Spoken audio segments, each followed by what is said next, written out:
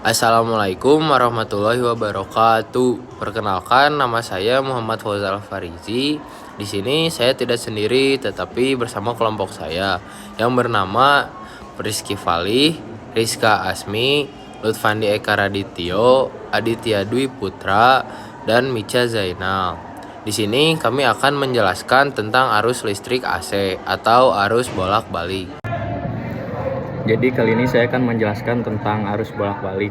Jadi arus bolak-balik atau alternating current atau biasa disingkat AC merupakan arus yang besarnya berubah terhadap waktu dan mengalir dalam dua arah. Arus bolak-balik biasanya dimanfaatkan untuk peralatan elektronik. Kemudian di sini ada rumusnya. Jadi ada dua rumus.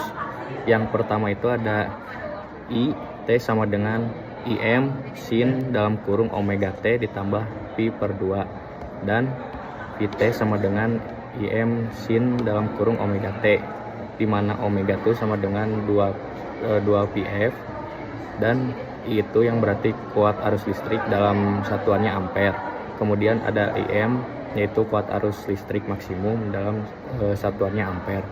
Kemudian V tegangan listrik satuannya volt. Kemudian VM yaitu tegangan listrik maksimum. Kemudian ada T yaitu waktu satuannya second.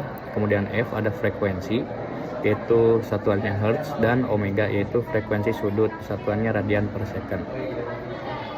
Ada nilai efektif. Nilai efektif atau arus tegangan bolak-balik adalah nilai arus dan tegangan bolak-balik yang menghasilkan efek panas atau kalor yang sama dengan suatu nilai arus dan tegangan searah. Nilai efektif ditunjukkan oleh alat ukur seperti voltmeter atau amperemeter, sedangkan nilai maksimum ditunjukkan oleh osiloskop. Harga efektif dari arus atau tegangan bolak-balik dengan gelombang sinusoidal adalah 1/2 yang sama dengan 0,707 kali harga maksimumnya. Secara matematis dirumuskan sebagai berikut, yaitu VF sama dengan VM per akar 2 dan IF sama dengan IM per akar 2. IF di sini adalah kuat arus listrik efektif atau ampere. VF adalah tegangan listrik atau volt, IM yaitu kuat arus listrik maksimum ampere, VM adalah tegangan listrik maksimum atau volt.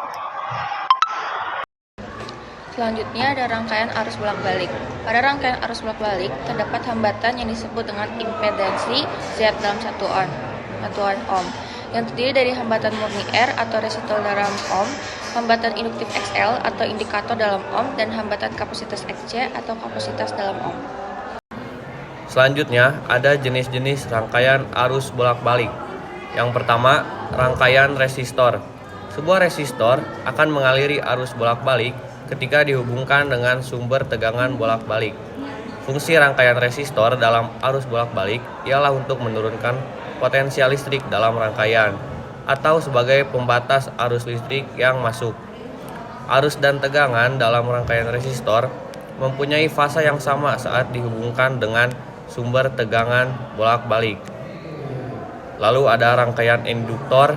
Sebuah induktor mempunyai hambatan yang disebut reaktansi induktif saat dihubungkan dengan sumber tegangan bolak-balik. Hambatan atau reaktansi induktif ini bergantung pada frekuensi sudut arus dan induktansi diri induktor. Lalu ada rangkaian kapasitor. Sebuah kapasitor dapat menyimpan energi dalam bentuk muatan listrik ketika dihubungkan dengan sumber tegangan bolak-balik maupun tegangan searah. Kapasitor yang dialiri arus bolak-balik akan timbul resistansi semu atau biasa disebut dengan reaktansi kapasitif. Besar nilai reaktansi kapasitif bergantung pada besarnya nilai kapasitansi kapasitor dan frekuensi sudut arus. Selanjutnya ada rangkaian RLC. Rangkaian seri RLC ini merupakan gabungan dari rangkaian resistor R, indikator L, dan kapasitor C yang disusun secara seri. Nah, ketika rangkaian RLC dihubungkan dengan sumber tegangan arus bolak-balik, maka besar arus yang melewati tiap komponen akan sama, namun besar tegangannya akan berbeda di tiap komponen.